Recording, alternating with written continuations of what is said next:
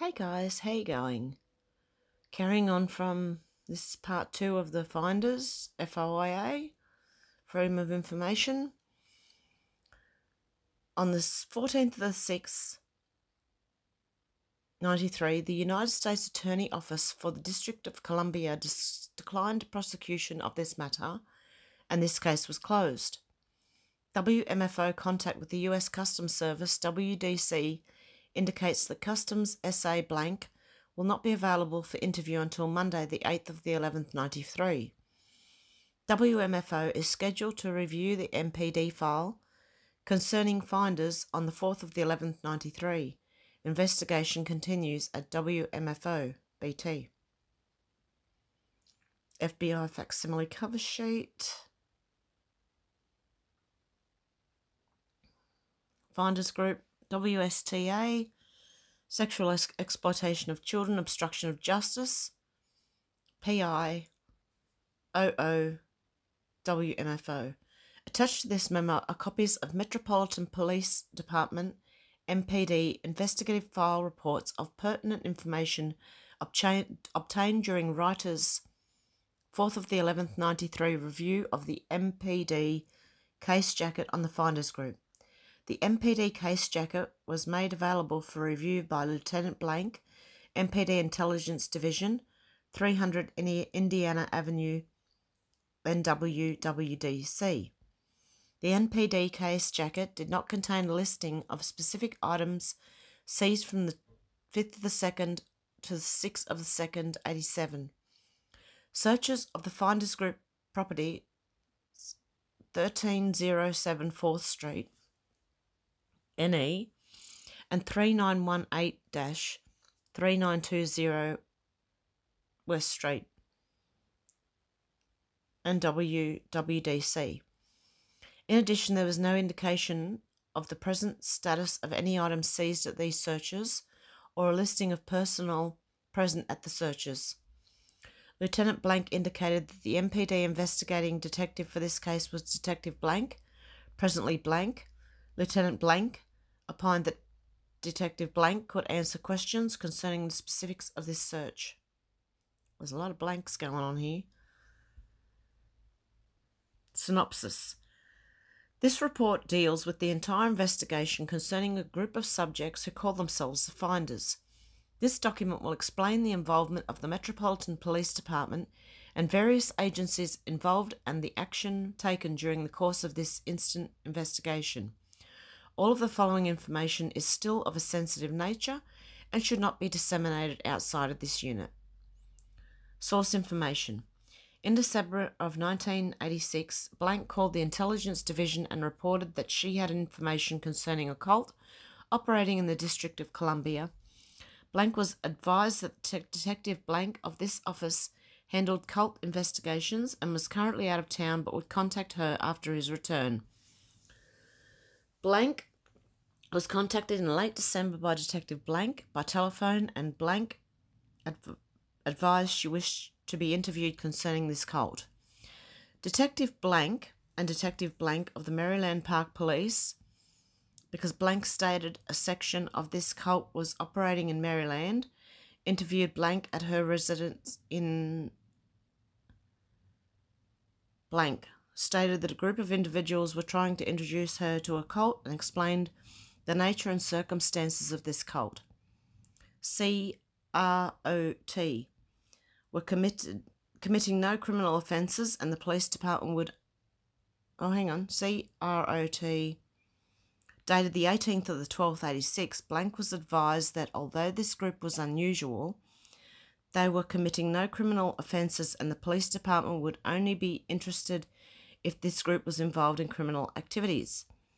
In January 1987, Blank again contacted Detective Blank and stated that some of the members were interested in exploring Satanism. Detective Blank again advised Blank that although Satanists are not criminals, Detective Blank was interested in ascertaining what activity this group was involved in and asked Blank to call Detective Blank if additional information became available. Law enforcement information. On February the 5th, 1987, Detective Blank received a phone call from the U.S. Customs Service in Tallahassee, Florida. Customs was trying to find out if the Intelligence Division had any information concerning a group of subjects known as the Finders. The Customs representative stated that 6 children had been located in Florida, along with 2 men, that the children were dirty, unkept, insect-bitten, underfed, and possibly sexually abused. U.S. Customs stated that they had tried to contact representatives of the Finders at blank without success, and they feared that other children were being abused at that address and were unsure if the children had been kidnapped from their parents. Detective Blank was put in contact with Investigation Blank and Blank of the Tallahassee Police, who were with Investigation Blank, who were the lead investigators in the case. Sorry, guys. It's hard with all the blanks in there. Blank told Blank that children were recovered in Tallahassee, Florida, after a call to police stating that 6 children being kept in the back of a van near a Florida park. The police responded to that location and determined that children were in fact in poor condition and tried to question the 2 men, identified as Blank, refused to answer questions by the police and were arrested for child neglect. The children then, when interviewed by the Tallahassee police, stated they were en route to a smart school in Mexico and could not give any positive information concerning their parents.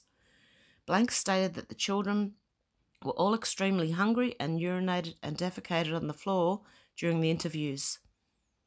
Blank stated that the children also talked about other children in Washington, D.C. and stated they were under the control of the game caller, Blank. Search warrants, based on the information received from the source and from the authorities in the state of Florida, AUSA, Blank authorised a search warrant for the premises of Blank, Washington, D.C. Search warrants were executed for the premises of Blank by members of the MPD, Intelligence Division, on February 5th and 6th, 1987. Although no children were found, large amounts of documents dealing with child rearing and shaping were recovered, along with manuals for master plans and dirty tricks for enemies of the Finders group. All this information was turned over to the Florida authorities for evaluations. And, what was I going to say something? Although no children were found. Yeah, because these guys were caught and they knew it. They probably hid them. Medical reports Blank. Psychological report Blank. Interviews Detective Blank of the MPD, an expert profiler with extensive training with abused children, interviewed both Blank in Tallahassee, Florida, during the week of February the 11th, 1987. Detectives Blank report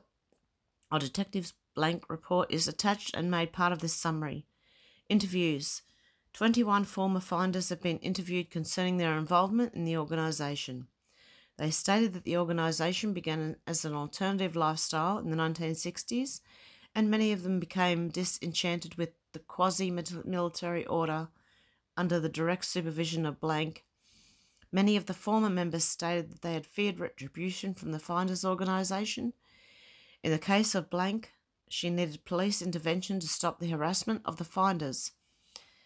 In the Blank case, Blank was burned down and remains an open arson.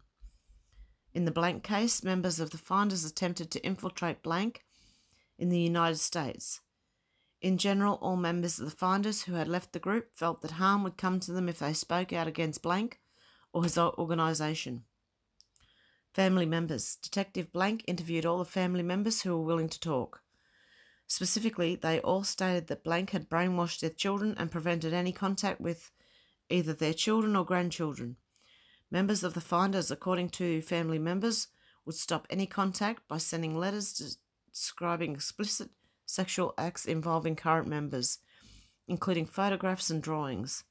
In the Blank case, members of the Finders attempted to take over the Blank family residence and force Blank out of her home. Virginia State Investigation. Special Agent Blank of the Virginia State Police stated that his organisation executed search warrants at the Finders Farm in Madison County, Virginia. Stated that this group appeared to be a survivalist organisation with attempts to take over the city government in Culpeper, Virginia. During Virginia State's investigation, information was revealed that bodies were buried on the farm at the Nethers, but excavation revealed nothing. However, cages were discovered on the premises that witnesses revealed were used to keep children during their visits to the farm. Is this the farm they're talking about? The farm?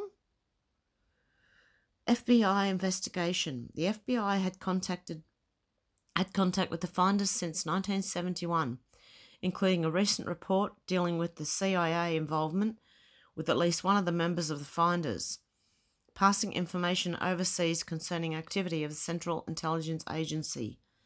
When it became apparent that no federal laws were violated, the FBI vacated the investigation. Central Intelligence Agency investigation.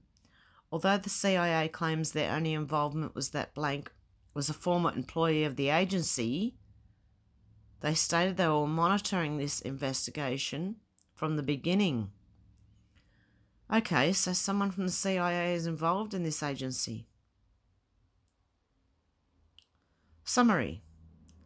It is the writer's belief that the Finders organisation is and has been utilised by the Central Intelligence Agency as a disinformation service spreading non-essential, non-critical information to various organisations throughout the United States and overseas. This group, to the most part, is made up of over-educated non-achievers who lack the inborn initiative to succeed on their own. Therefore, they fell in with a charismatic leader who gave them direction and self-importance. To the most part, this organisation individually is harmless. However, when directed and monitored by a controlling factor, they are capable of destructive and illegal activities. As in any cult structure, the main drive is for the group and individual values and ideology is lost. Therefore, when a member is asked to perform a task that heretofore may have been objectionable, he or she performs this mission for the good of the group. As to the abuse of the children, I do not think the child abuse was a planned tactic of this group, but as in any cross-section of society, sick and demented subjects belong to a cult as well. I do believe that the shaping of the children is a planned experiment of this group, as in the case of the Nazis, they strove for a perfect society, thereby in their own way tried to form a group of children and ultimately adults that did not suffer from the ills of normal society, but took only the benefits that afforded them perfection. Lastly, I do not feel that the Finders have disbanded as reported by their leaders, as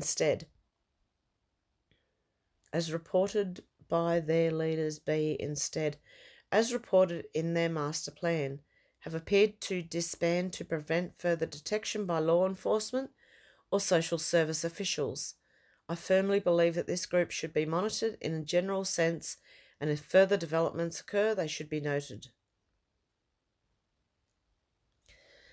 At approximately 15:30 hours on the 18th of the 2nd, 1987, Detective Blank spoke with S.A. Blank, referenced any contact the members of the Finders may have had with the agency. S.A. Blank was guarded but frank in his responses. He confirmed that Isabel, now deceased, was an employee of the agency from 1950 until 1971, maybe? I can't read that. When asked if our investigation was treading on anyone's toes out there, Blank replied, sort of. He acknowledged that they have had someone working on the case since it first broke on the news media. He also stated that the agency is aware that during the period 1969 to 1971, Blank travelled to Moscow, North Korea and North Vietnam. And if you know anything about anything, there's a lot of child trafficking going on over there, guys. SA Blank stated that he would contact Detective Blank on 19th of the 2nd, 87 to arrange to come to this office for further discussion. As of 14:30 hours on the 19th of the 2nd, 87, he has not contacted this office. As a practical matter, what is not being said is as important as what SA Blank has said. Blank acknowledged that we are treading on their toes and they have had someone working on the case since February the 5th when it broke. They apparently have a vested interest in Blank and or the group. They have not contacted any of the investigating agencies while they have been working on this case. They are also aware that Blank travelled to prohibited countries during a period of hostilities that could only have been arranged by them. Finally, he stated that blank. This could explain a lot about the group's funding, which we have been unable to document to this point. Oh, guys, this looks like it's linked to you-know-who. The CA. Blank did not know the person he turned the information over to in Europe was the source of this office and is not aware that the source brought the disc back to this office. Blank eventually transferred the disc in London. Detective Blank then turned the disc over to WPO-FBI Counterintelligence Office for analysation. We have not been appraised of the results of the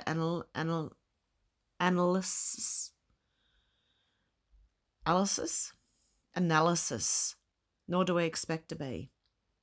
Regardless of what type of operation they may be engaged in, there will be no justification for the way children have been treated, and the matter will be addressed in the Family Division Superior Court.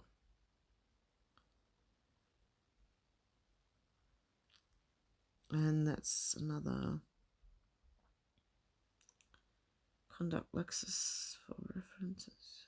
No. Oh, great. I'll keep touching. Oh, the wrong piece.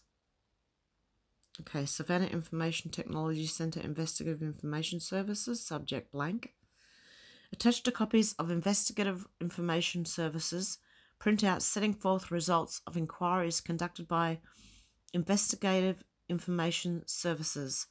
Also attached are 2 copies of an accomplishment reply form. It is requested that you record the Investigative Information Services accomplishments on this form, return 1 copy to the Investigative Information Services, and maintain 1 copy together with the computer printouts as a serial in your case file. Set forth below is a brief synopsis of results of inquiries. Blank is utilised by the subject. Property data and tax assessor info is attached. All other searches were negative. Should additional contact be necessary, this request was handled by analyst blank, telephone blank. Copy forwarded blank. A lot of blanks going on. No record found. Holidays. TRW, Social Search, FBI, Savannah Public Source Information Group. Not to be used for credit granting. Okay, it's a pretty useless page. Another useless page. Sorry, guys. I'm just trying to find the information. End of network trace, copyright, TransUnion Corporation. What were they doing? Social Security number trace. Okay. So these were investigations. More holidays, end of report.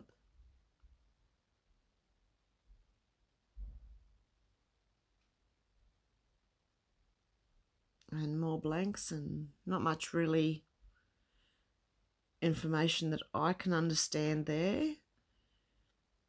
I don't know if you guys can, but front footage, depth footage, no record. of any of them. Your search request at this time, this mail, it was requested blank. Number of records found with your request through level 1 printed. LexisNexis. Just more, guys.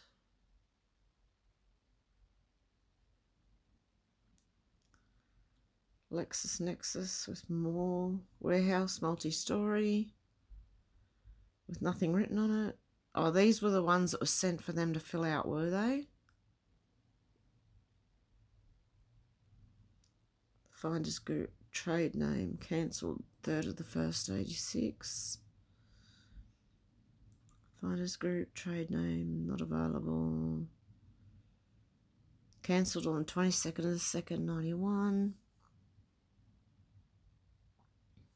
History, transaction cancelled by operation of law. Letter renewal notice mailed.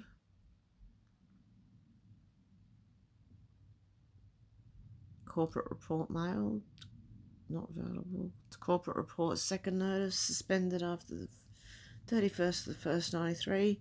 Intent to dissolve on the 15th of the 12th, 92. Investigative Information Services. Please complete the following and return. So these are just the forms they've handed to them to return. For information of NCAVC, captioned matter was opened on the 2nd of the 11th, 93 as a result of the Department of Justice request that the FBI conduct a preliminary inquiry into allegations made by blank concerning child sexual abuse as a group known by the finders. Okay, we've read blank with US Congressman, Rose, Florida. Yes, we've read that. I kept saying there was no child abuse. Okay. S.A. Blank, the WMFO case agent for the 1987 investigation, advised that this matter was brought up again sometime in 1989 when TV talk show host Blank was purportedly planning to air a special exposing finders as a satanic cult. S.A. Blank provided SSA Blank of NCAVC Quantico with information concerning this investigation. S.A. Blank advised that when the television special aired, there was no response to finders. Leeds Training Division, NCAVC at Quantico, VA, review records concerning the finders at Quantico and advise FBI HQ and WMFO of any references to finders, specifically addressing their current status and location if known. Additionally, review all references to finders and the U.S. intelligence community in an attempt to determine if any correlation exists.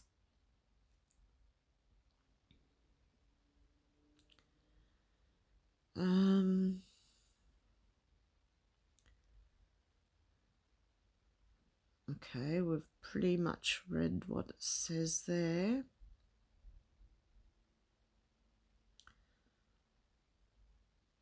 Yep, we've read that bit. Okay.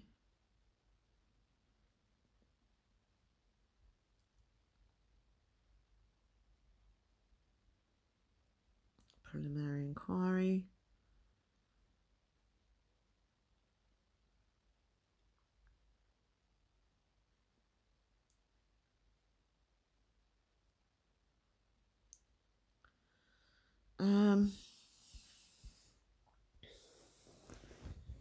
Tallahassee, Florida Police Department review their investigative files concerning the finders, ascertain the status of any physical evidence maintained by the TPD,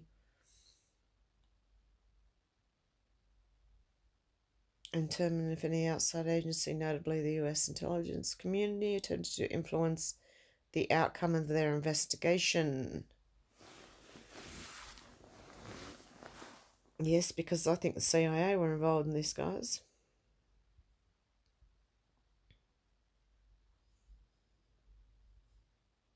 I'm trying to find a bit that I can read that I haven't already read, because it seems to repeat itself quite a bit.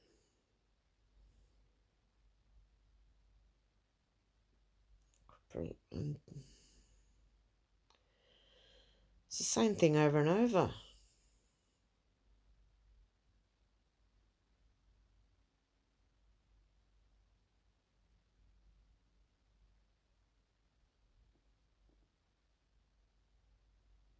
Attempted to influence the outcome. Okay. On the 9th of the 11th, 93, SSA blank Olia FBI HQ was telephonically contacted re the status of his efforts to have both blank US State Department query re the finders. Blank had previously been requested by SSA blank VCU CID to handle the inquiries on a headquarters level. Blank advised he was drafting a letter for approval by the VCU, which would be sent to the respective agencies. He further advised that blank was assisting him with this effort. SSA blank was requested to advise WMFO of the results of his efforts as soon as possible. On the 9th of the 11th, 93, SSA blank advised that he was handling the review of any FCI files at FBI HQ and would advise WMFO of the results. And what else have we got here? Still the same stuff. Finders group, blah, blah, blah, blah, blah. Concerning child abuse at the finders and what role intelligence community. To date, WMFO has conducted the following investigation into caption matter. The WMFO case file on the finders was reviewed and summarised for FBI HQ in reference WMFO 6 of the 11th 93 teletype. The Washington Metropolitan Police Department MPD case file was reviewed by WMFO on the 4th of the 11th 93. Copies were made of significant documents and sent to FBI HQ via facsimile on the 5th of the 11th 93. On the 9th of the 11th 93, a photocopy of the entire MPD file was obtained and handed to FBI HQ. WMFO interviewed FBI SA blank respective case agents for 1987 finders investigations on the 5th of the 11th 93. FD302S reflecting these interviews was sent to FBI HQ via facsimile on the 8th of the 11th 93 and 12th of the 11th 93. WMFO has not yet interviewed Customs SA blank per instructions of FBI HQ, but is prepared to do so upon FBI HQ authorization. WMFO has set forth leads for the Behavioural Science Unit to review its records for references to the finders, and for Miami to review local police records for same. WMFO is awaiting the results of OLIA SSA blank efforts to identify any pertinent files at either blank, the US State Department. If positive, the WMFO review of any identified files will be conducted as soon as arrangements are made. WMFO continues to run indices checks and review files for possible connections to captioned investigation. I've got some weird neighbours, guys. And then there's just all this, which I'm hoping to put the link below because I've got a funny feeling if I try and make it any bigger, it's going to blur. Oh, no, it's not too bad. Okay, guys, I might try and read. Oh, that's a lot to read. Wow. In search of the finders. Until February 1987, the finders were invisible to all but a few friends, relatives, neighbours, police, and intelligence buffs. The finders liked it like that. Even those familiar with the group of 20 adults and 6 children had different notions of what the members were up to. Oh no, I'm not going to be able to read that. If you look down below, it gets really blurry. I will try and find the link, guys, and I will put it underneath when I can. Let's see if we can read what we can. The more disparate the images, the more invisible the group became. It's camouflage theory. If your foe can't discern your edges, you make a poor target. Friends of the finders described them as 60s throwbacks who lived communally, ascribed to Eastern philosophies, played elaborate games using the globe as their board, and raised their children creatively. Relatives branded them a cult and charged that they were pawns of their leader, Marion Petty Jr., aka the Game Caller. The student, the stroller or scroller? Police followed leads alleging the group was satanic and used the children in rituals.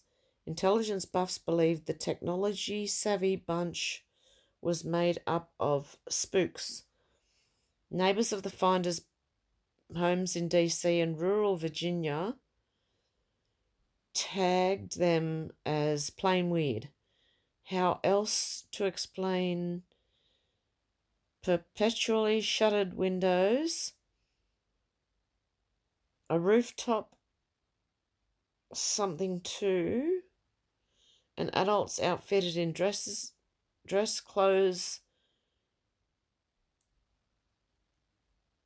ambling outdoors with buck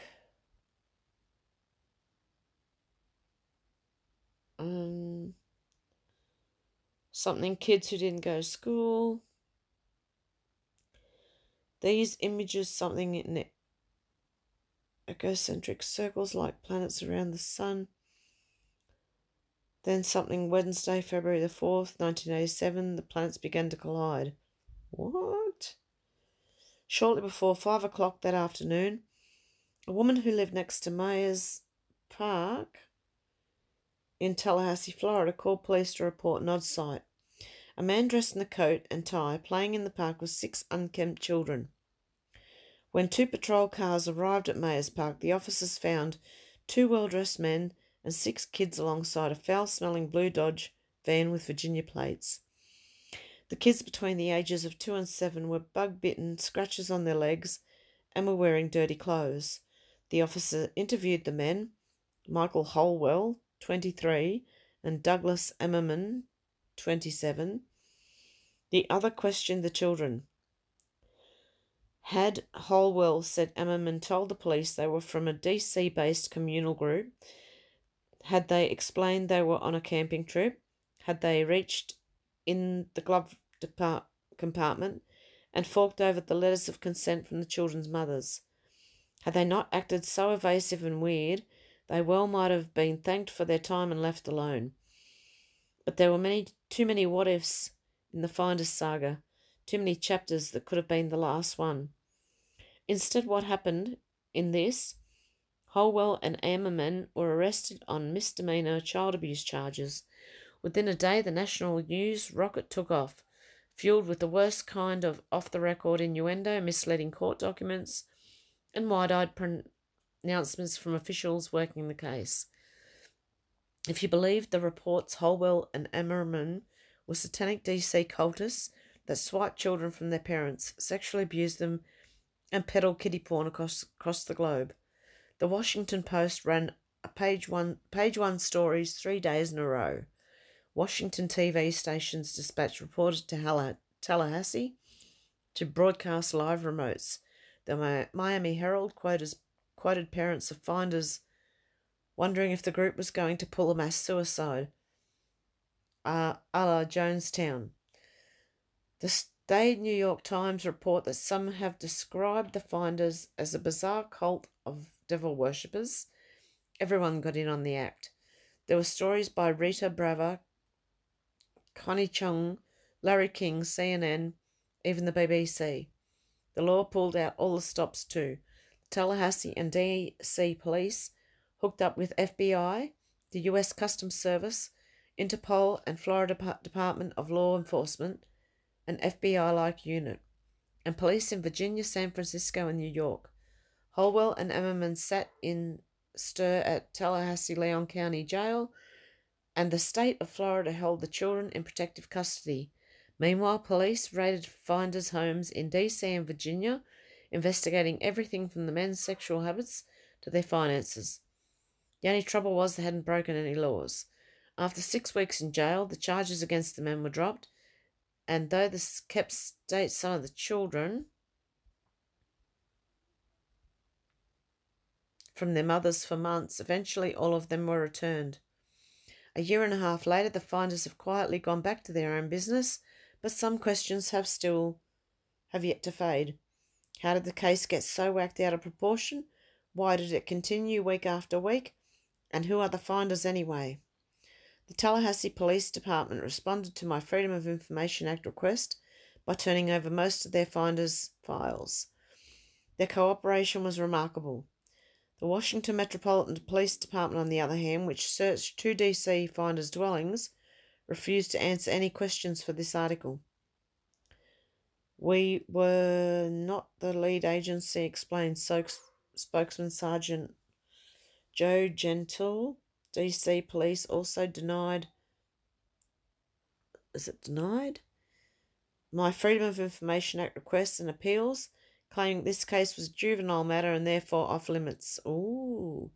Officer Judy Sokoki, one of the arresting officers, guides her patrol car between stands of oaks to a patch of dirt at Tallahassee's Myers Park. As her headlights illuminated webs of Spanish moss hanging from the trees, she tells the story of the arrest. Sokoki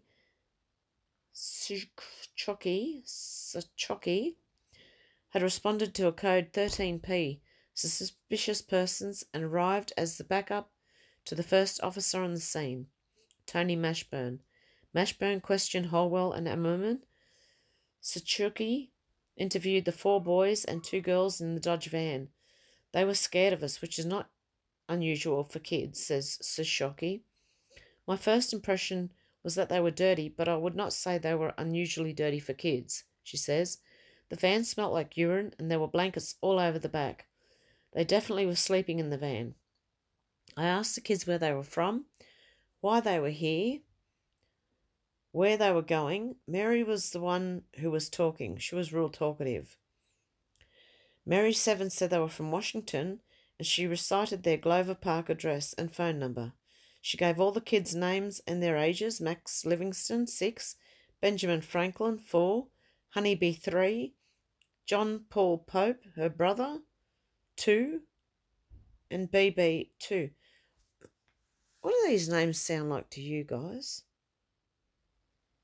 Benjamin Franklin, Honeybee, John Paul Pope, and BB? They didn't go to school, though they had been taught how to read and how to play games.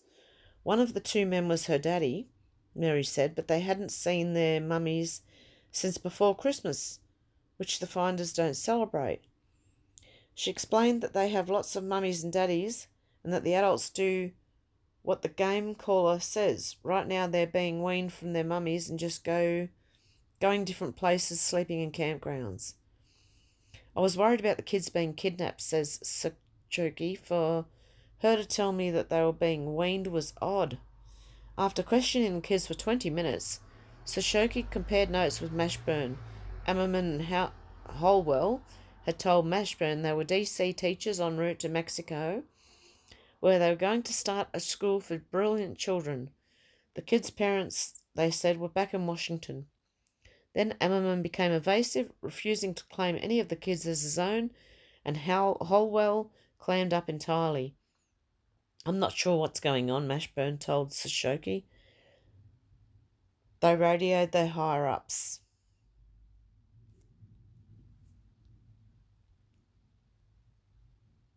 And then that one I don't think I'm going to be able to read. Oh, it's on a bit of an angle. We'll give it a go. Waiting for the supervisor to arrive, Sashoki continued her interview with the kids. The game caller was a big fat man who sat on a pedestal and threw pennies at them, Mary said. Sashoki began to think the kids had been brainwashed. Mary recounted a recent trip to a coin-op laundry. They hadn't put enough soap in the machine, some of the clothes didn't come clean. They said they received food in reward for work, lived on a diet of raw vegetables and fruit, and hadn't eaten since morning. As they talked, Mary took oranges and bananas from a box in the van and peeled them for the other kids. Stuff like that made me wonder if the men were taking care of the kids properly, even if they weren't being kidnapped, says Sashoki. Florida child abuse laws make it a misdemeanor to deprive children of food, clothing, shelter, or medical care, or to cause them mental injury. On arrival, Sashoki and Massburn's supervisor decided, if nothing else, these laws had been broken, and he told the officers to arrest the men. Sashoki didn't put up any argument. There was no way I was going to let these men continue with the kids if I could help it, she said. Can you imagine how I would have felt if we'd let them go and I learnt that these 6 kids were kidnapped? Think about it if it was your child who was kidnapped. When informed that they were under arrest, Holwell fell to the ground. The guy just did a fake faint, says Sashoki. I've seen it several times. Women are real good at doing it. Usually when a person really faints, you don't bend the knees. This guy did a Scarlett O'Hara thing. I checked him. I looked at his eyes to make sure he wasn't diabetic or something. I said, get up, I know you're faking this mess. And he wouldn't get up. It was like a child playing, like when you go in to check if they're asleep at night. A few teenagers hanging out in the park noticed the commotion and fetched their home video cameras to tape the arrest. Holwell was hoisted by his limbs, put in a patrol car with Ammerman and driven to the station. Sashoki drove the kids over in the van. Ammerman, who had a valid driver's license, was booked under his name and under his alias Kenny Rogers. Say these names again. Holwell had no ID and was booked as John Doe with aka Michael James Houlihan and James Michael Holwell. The children were extremely hungry when they got to the police department. Officer Mashburn wrote in his 3-page report the children appeared as if they hadn't bathed in several days, and most of them didn't have on any underwear. The children's clothing was extremely filthy, and they had on mismatched socks. Investigator Cheryl Wiegand of the Sex, Crime and Juvenile Unit, Miranda ED, Holwell and Ammerman in a holding cell and attempted to interview them. Instead of answering Wiegand's questions, Ammerman asked about the charges while Holwell laid on the cell's floor with his eyes shut tight, jerking his body. Holwell was doing the frog, said Wiegand, who was appointed the case lead investigator. If they had said who they were, given us a number where we could have contacted the mothers, I'm not saying the situation wouldn't have concerned us. It might still have been a little hard for us to understand, but it would have lifted a large cloud, Wiegand says. We had 6 children. We didn't know who their mothers were. Wiegand ushered the kids, through the second of the many interviews they would endure. Mary said the game caller's name was Marion Peddle. She said he forbade the children from entering the Glover Park house and that he lived on the roof. While on the road, she explained they wrote to Petty on a modern equipped computer, a TRS-80 laptop, and then he would tell them what to do. I don't understand, Investigator Wiggins said. Mary told her they were different. Different indeed. One of the boys peed on the rug in Wiggins' office. Other kids soiled their pants. 6-year-old Max Livingston, she noted, had a poor understanding of time. He didn't seem to recognise a stapler, a typewriter, and other common office objects. Wiegand led the kids back to the van to get some food, and one of the 2-year-olds ate 8 bananas and a carrot. These children were not properly taken care of, says Wiegand, who hails from New York. Being a police officer is very much a learned behaviour. You see one incident and say, what if? We see hundreds and hundreds, and we learn what is reasonable for a parent to do and what is not reasonable.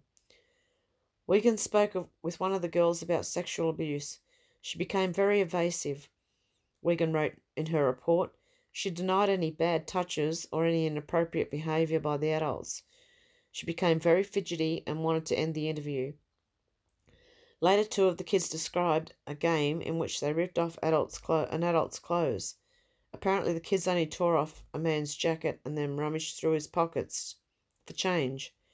They told Wiegand about another game where women walked around naked. Both children felt that this was very funny, wrote Wiegand, and went along with the concept of it being a game. The police fingerprinted the children and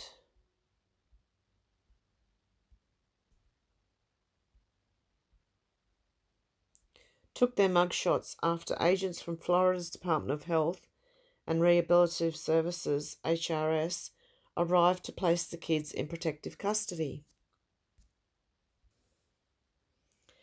Investigator Wiegand phoned the DC Metropolitan Police Department and explained the situation, giving them the Glover Park phone number and address Mary had memorised. DC police reported back to Wiegand, saying they had researched an answering machine with a weird message on it, some kind of biblical passage. DC said it was going to send a cruiser by the house. Tallahassee didn't hear from DC until the next day. As finders travel the country and the world, they communicate with fellow members via electronic mailboxes such as MCI Mail. No matter where they are, they can receive or transmit a message with a touch tone phone, a computer, a modem, and the mailbox password. The day after Tallahassee police arrested Anneman and Holwell, a finder named SS Stuart Silverstone, they typically use their initials when corresponding, sent a priority report to BM Bob Mayer. The sequence of events started here when I returned to W Street, the Glover Park home, last night around 10 p.m. to a waiting Metropolitan Police Officer Smith of the 2nd District HQ. SS reports reads, Officer Smith told SS that 3 kids were found in Tallahassee living in a van, and the police thought one of the mothers lived at this address. The officer asked my name, which I gave, whether this was a school, no, and that was about it, wrote SS. I offered to make some calls to try to locate the mother. SS checked the answering machine and listened to a message left by the DC police. A few minutes later, the phone rang. It was an official from Florida HRS explaining that they had 6 kids and that the juvenile court would be holding a custody hearing in the next morning. He asked me if I knew where the mothers were, and I said I would try to find out. He asked if this was a school, and I said no, it was a private residence. He would not tell me more, such as the names of the men being held and charges. On Thursday, the day after the arrest, the juvenile court granted HRS temporary custody of the children.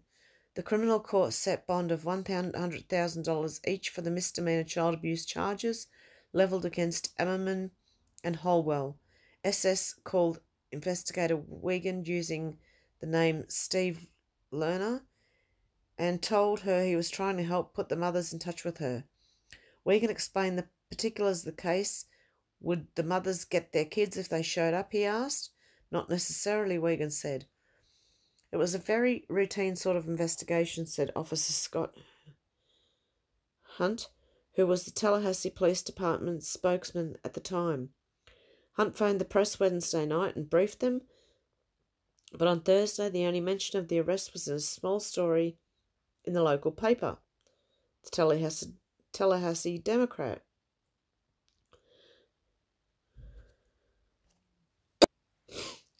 Child abuse cases were not that unusual, says Hunt. That changed before the close of Thursday when DC police realised Ammerman and Holwell were members of the Finders. Their DC police response was, "Holy shit, we've been looking at these freaks," says Hunt. Tallahassee investigator Cheryl Wiegand spoke to Detective Jim Bradley of the Washington Metropolitan Police Intelligence Unit that day. In her report, she wrote, "He asked this investigator if I thought there was a possibility that there may be more children at either of the locations, the Glover Park home the woman and children reside in, or in a northeast warehouse the men called home." This investigator stated that may be true, but I did not have any specific child that I knew of there. He stated he was going to get search warrants on both locations and try to serve them later this date. Detective Bradley filed an affidavit for the search warrants at the U.S. District Court for the District of Columbia on Thursday afternoon, explaining that he was looking for evidence of kidnapping, a federal crime, or any related offences described in the affidavit. Prior to February the 5th, 1987, your affidavit Detective James E. Bradley, Jr. received information from a confidential source of information, wrote Bradley. This source stated that a group of subjects calling themselves the Finder, a Sikh cult, were conducting brainwashing techniques at the above-described two locations in the District of Columbia. The source stated that the members of the cult attempted on numerous occasions to introduce it into the cult by promising financial rewards and sexual gratification. The source stated that children are used in rituals by the members of the cult. The source stated that it had never personally observed the children being abused, but that it had conversations with grandparents of the children who feared for the safety of the children. The source further stated that during the latter part of December 1986, it personally had conversations with one of the cult members, identified as Alan Schoen, wanted it to explore Satanism with the members of the cult. Judge Jean Dwyer approved the warrants shortly after 4 p.m. Bradley's affidavit became the fount of much of the sensational reporting that followed. Ex-Finder Paula Arico, mother of Mary and John Paul Pope, and formerly Holwell's wife, says Bradley's confidential source is a woman who had a brief affair with a group member. Two independent sources confirmed this. In the affidavit, Bradley summarised what he had learned from the Tallahassee police and wrote, "Lastly, the source of this investigation told your affiant that the information concerning this cult is kept in computers stored in the addresses listed in this affidavit."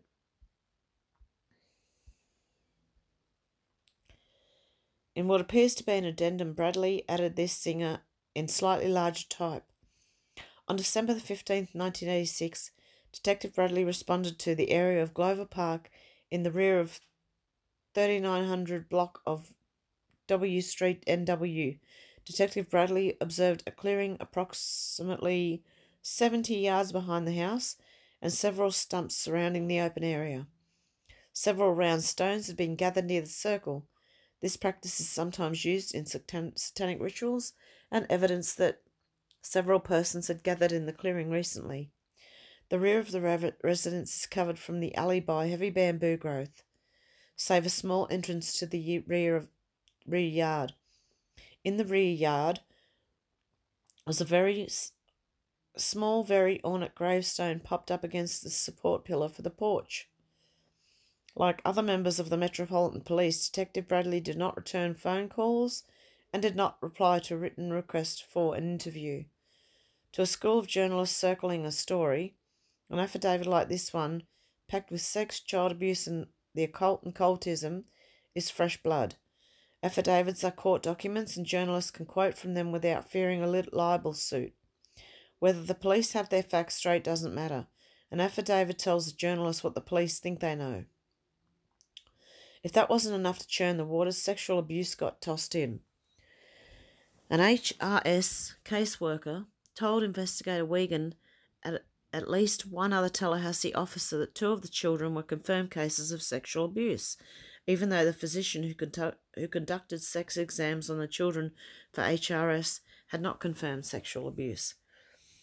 The doctor's dictation transcribed the day after the exam cautiously described possible sexual abuse of 1 boy and 1 girl. This is distinctly abnormal hymenal pattern compatible with either digital or attempted penile penetration, he said of the girl. The absence of superficial abrasions revealed by Toluidine blue would argue against any recent trauma. So the last 3 to 5 days. Of the boy, he stated, this degree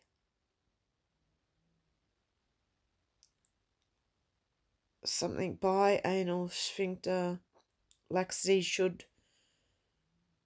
prompt questioning in the area of anal digital penetration. Poor kids. Sodomy, although it's not diagnostic of either. Thursday evening DC news stations broadcast their first finder stories, and Friday's Washington Post ran a small story in Metro. On Friday, Wiegand, another Tallahassee investigator, and an FBI agent tried to interview the men at Leon County Jail, where they were kept in isolation. To the investigators' surprise, when they arrived at the jail, they bumped into Doug Enneman's brother, David. David told the officers Doug had visited their parents in Gainesville a few weeks before the arrest, with a boy he claimed was his. Doug Aberman had told his parents he was heading for Miami. Though David had said he hadn't seen his brother in 3 or 4 years, the year before he had written Doug a letter, David showed the investigators the reply. It wasn't from Doug, it was from Stuart Silverstone, SS, and printed on the letterhead of Gung Ho Traders, 1307 4th Street, NE. The address of the finder's warehouse. Silverstone's letter said Doug had left for China with a Dr. Gung Ho just before the postman delivered David's letter. David Aberman also showed investigators a letter addressed to their mother, signed by the 3 wives of Gung Ho. The letter reads, "This is to testify that your son Douglas, a.k.a. Ernest Angel, Bettison, Danny Prepper, Kenny Rogers, is a true master of the art of fucking. The shape of his cock is unique, and he is truly an artist at using it to give us the most pleasure." What? This is sick.